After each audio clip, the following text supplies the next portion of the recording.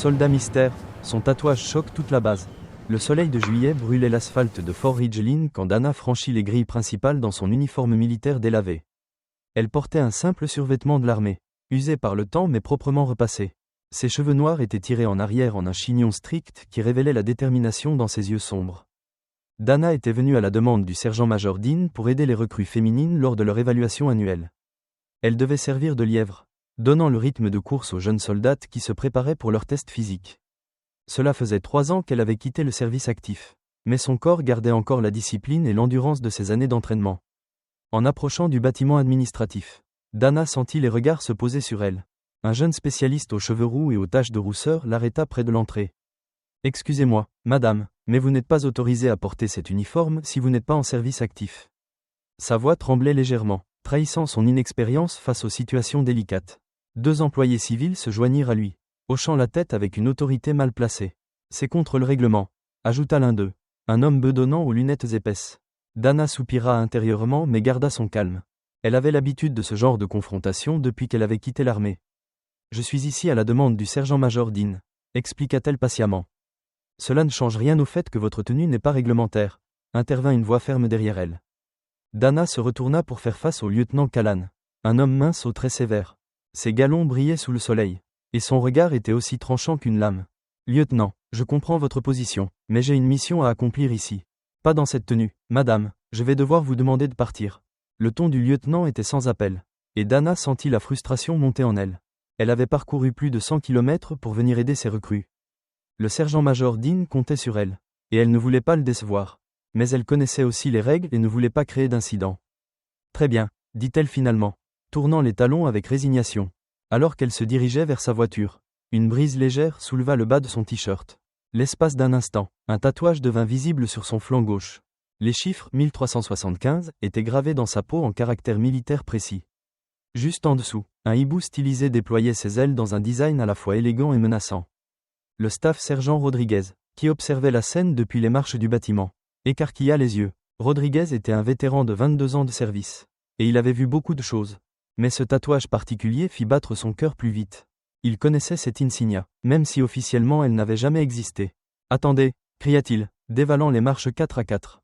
Dana s'arrêta, surprise par l'urgence dans sa voix. Rodriguez s'approcha d'elle, le visage grave mais respectueux. « Madame, puis-je vous demander où vous avez obtenu ce tatouage ?» Dana hésita un moment, jaugeant l'homme qui se tenait devant elle. Rodriguez avait des cheveux grisonnants et des rides qui parlaient d'années passées sous le soleil du désert. Ses yeux portaient cette expression particulière des soldats qui ont vu l'action. « C'est une longue histoire, sergent », répondit-elle prudemment. « Le détachement 1375. Le groupe Hibou Nocturne », murmura Rodriguez, plus pour lui-même que pour elle. Le sang de Dana se figea dans ses veines. Très peu de personnes connaissaient ce nom, et encore moins étaient autorisées à le prononcer. « Je ne sais pas de quoi vous parlez », dit-elle automatiquement, la réponse conditionnée sortant de ses lèvres. Rodriguez hocha la tête, comprenant parfaitement sa réaction. « Attendez-moi ici, s'il vous plaît, ne partez pas. » Il sortit son téléphone portable et composa un numéro qu'il connaissait par cœur. La conversation fut brève mais intense, ponctuée de « oui, monsieur » et de « compris, monsieur ». En quelques minutes, le major Ronson apparut, marchant d'un pas rapide vers eux. Ronson était un homme imposant aux épaules larges et au regard perçant. Il portait ses décorations avec fierté, et son autorité était indiscutable. « Madame, puis-je voir votre tatouage ?» demanda-t-il sans préambule. Dana leva son t-shirt juste assez pour révéler l'insignia. Le major examina attentivement les détails, puis sortit son propre téléphone. « Colonel Ford, vous devez voir ceci immédiatement. » L'attente qui suivit fut tendue et silencieuse. Les employés civils et le lieutenant Callan observaient la scène avec confusion. Ils ne comprenaient pas pourquoi un simple tatouage causait tant d'agitation. Le jeune spécialiste aux cheveux roux semblait particulièrement perplexe.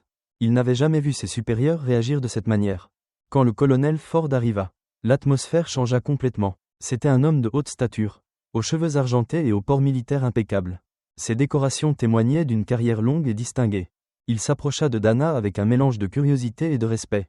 « Madame, je suis le colonel Ford, commandant de cette base. »« Colonel », répondit Dana en se mettant automatiquement au garde à vous. « Puis-je examiner votre tatouage ?» Dana souleva à nouveau son t-shirt, révélant l'insignia du hibou. Le colonel étudia attentivement chaque détail, ses yeux s'écarquillant progressivement. « Mon Dieu !» murmura-t-il, « vous étiez vraiment avec eux ?» Il leva les yeux vers Dana, et elle vit quelque chose qu'elle n'avait pas vu depuis longtemps. De la reconnaissance, du respect, de la gratitude. Votre unité a sauvé mon frère en avril 2000, dit-il. Sa voix tremblant légèrement d'émotion. L'opération Crépuscule, dans les montagnes de l'Hindu Kush. Dana sentit sa gorge se serrer. Elle se souvenait de cette mission. De cette nuit terrible où tout avait failli mal tourner. Il était pilote d'hélicoptère, abattu derrière les lignes ennemies. Le colonel continua, ses yeux brillants de larmes contenues. Votre équipe l'a récupéré et l'a ramené vivant. Nous ne laissons personne derrière nous, répondit Dana simplement. C'était le credo de son ancienne unité, gravé dans le cœur de chaque membre. Le colonel Ford se redressa soudainement et, devant tous les témoins présents, porta la main à sa tempe dans un salut militaire parfait. Merci pour votre service, sergent. Dana rendit automatiquement le salut, sentant les larmes lui monter aux yeux. Cela faisait si longtemps qu'on ne l'avait pas salué avec un tel respect. Lieutenant Callan, dit le colonel d'une voix forte qui portait dans tout le secteur. Oui, mon colonel ? À partir d'aujourd'hui, une nouvelle politique entre en vigueur sur cette base. Le lieutenant se mit au garde à vous, attendant les instructions. Les vétérans ayant servi avec honneur sont autorisés à porter des éléments d'uniforme appropriés lors de leur visite officielle. À la discrétion du commandement. Compris, mon colonel. Et lieutenant ? Oui, mon colonel ? Cette dame est ici pour aider nos recrues. Assurez-vous qu'elle ait tout ce dont elle a besoin. Bien sûr, mon colonel. Le colonel se tourna vers Dana avec un sourire chaleureux. Maintenant, je crois que vous avez des recrues à entraîner. Dana hocha la tête, sentant un poids énorme se lever de ses épaules. Merci, colonel, cela signifie beaucoup pour moi. C'est moi qui vous remercie. Mon frère a pu voir naître ses enfants grâce à vous et votre équipe. Alors que Dana se dirigeait vers le terrain d'entraînement, elle entendit le colonel s'adresser aux spectateurs. Ce que vous venez de voir ne doit pas quitter cette base. Compris ? Un chœur de « oui ». Mon colonel lui répondit. Sur le terrain, les recrues l'attendaient déjà, alignées et prêtes pour leur évaluation. Dana prit sa position de départ, sentant l'adrénaline familière courir dans ses veines. Elle regarda ces jeunes femmes, certaines à peine sorties de l'adolescence, d'autres plus mûres mais toutes déterminées. « Mesdames, dit-elle d'une voix forte, aujourd'hui, nous allons découvrir de quoi vous êtes vraiment capables. » Le signal de départ retentit, et Dana s'élança sur la piste.